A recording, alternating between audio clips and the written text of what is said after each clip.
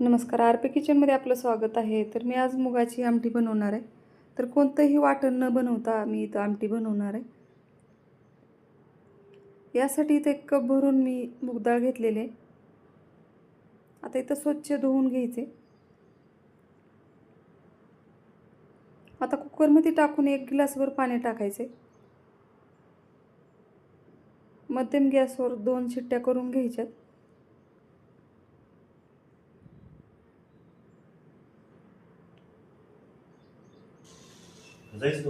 आता इथं गॅसवर कुकर ठेवलेला आहे. तोपर्यंत इकडे कांदा, टोमॅटो कट करून घ्यायचे. आता इथं कांदा मी खाण्यासाठी पण थोडासा कट करून घेणार आहे सोबतच. आता ही भाजीसाठी कांदा कट करून घेतलेला आहे. तर असे बारीक कट करून घ्यायचे, जास्त बारीक बनवायचं आहे कारण याची पेस्ट बनवायची नाही. असाच कांदा तळून घ्यायचा आहे तेलामध्ये भाजीसाठी. यासाठी बारीक कट करून घ्यायचं आहे. आता इथं टोमॅटो घेतलेला आहे, अर्धच वापरायचं आहे, जास्त पण घेणार नाही मी. आता इथं खाण्यासाठी मी कांदा बाजूला ठेवलेला आहे. आता ह्याच्यात पाणी टाकून बाजूला ठेवायचे.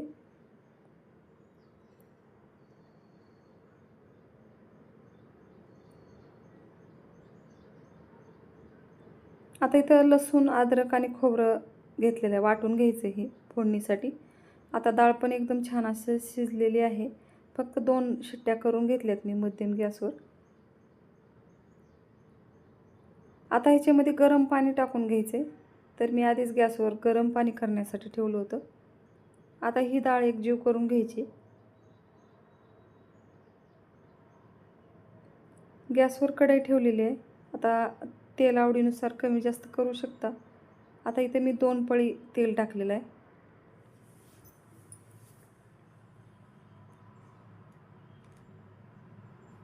आता इथं तेल गरम झालेलं आहे. लगेच याच्यामध्ये मोहरी आणि जिरे टाकून घ्यायचे. बारीक कट केलेला कांदा तेलामध्ये टाकायचा सुरुवातीला.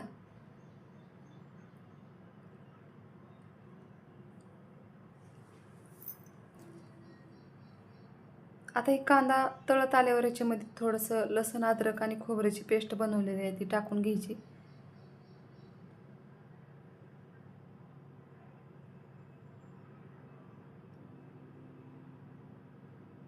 आता याच्यामध्ये 1 टोमॅटो टाकून घ्यायचे आणि छान असं तेलामध्ये परतून घ्यायचे.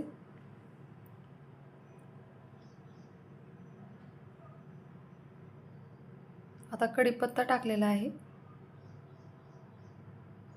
आता टोमॅटो हे छान असं मऊ झालेलं आहे तेलामध्ये. आता बाकीचं साहित्य टाकून घ्यायचं याच्यामध्ये.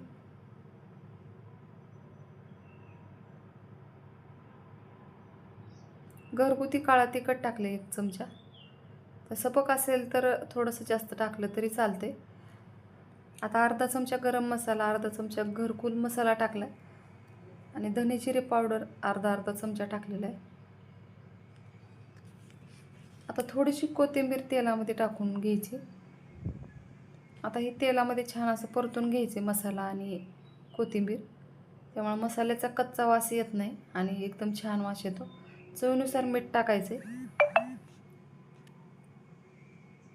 आता आमटी तुम्हाला जास्त बनवायची असेल तर थोडं जास्त पाणी टाकलं तरी चालते. आता ही डाळ याच्यामध्ये टाकून घ्यायची. तर एकदम छान अशी आमटी तयार झालेली आहे, बघू शकता.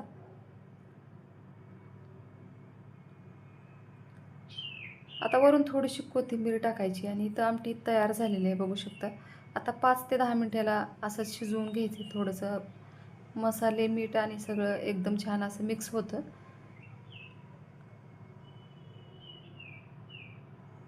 आता इथं ही आमटी तयार झालेली आहे. गॅस बंद करायचा आहे. तर बघू शकता एकदम छान अशी आमटी तयार झालेली आहे. माझ्या चॅनलला सबस्क्राईब करा, लाईक करा, शेअर करा. व्हिडिओ बघितल्याबद्दल धन्यवाद.